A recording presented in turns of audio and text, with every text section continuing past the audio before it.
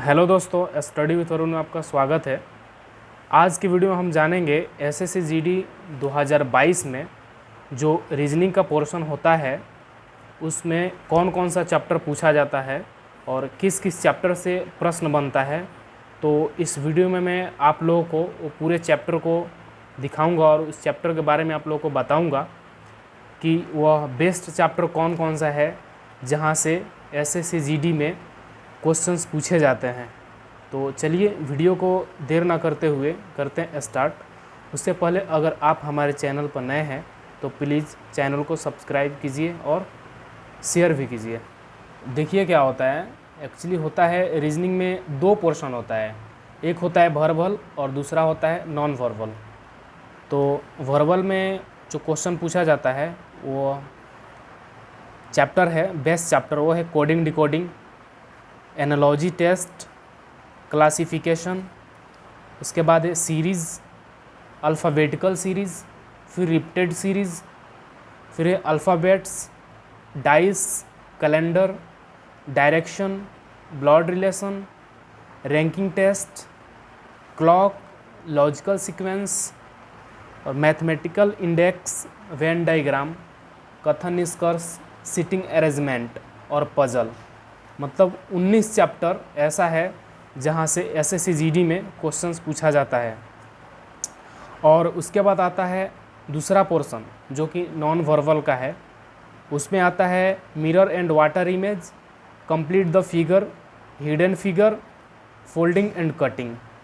फिर से सुन लीजिए, नॉन वर्बल के लिए mirror and water image 1 chapter, complete the figure 2 chapter, hidden figure 3 chapter, folding and cutting 4 chapter. मतलब नॉन वर्बल में आपका पूरा 4 चैप्टर आता है और वर्बल में पूरा 19 चैप्टर आता है। तो एक बार और हम लोग डिस्कस करेंगे वर्बल पोर्शन के लिए। वो है पहला चैप्टर कोडिंग डिकोडिंग।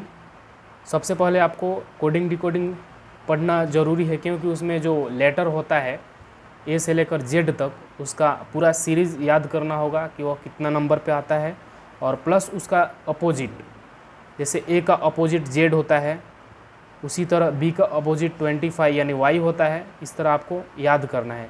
वो हम नेक्स्ट वीडियो में चर्चा करेंगे ट्रिक के साथ कि आप लोगों को कैसे याद करना है उसका रिवर्स।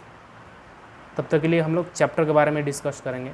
तो पहला चैप्टर जो मैंने आप लोगों को बताया कोडिंग डिकोडिंग, दूसरा चैप्टर है एनालॉजी टेस्ट, तीसरा चैप्टर है क्लासिफिकेशन, फोर्थ चैप्टर है सीरीज़, फिफ्थ चैप्टर है अल्फ़ाबेटिकल सीरीज़, सिक्स्थ चैप्टर है repeated series, seventh alphabets, dice, उसके बाद है calendar, direction, blood relations, ranking test, clock, logical sequence, mathematical index, Venn diagram, कथन निष्कर्ष जिसको हम सिलोजिज्म बोलते हैं, आगे है सिटिंग अरेंजमेंट और लास्ट यानी 19वां चैप्टर है पजल।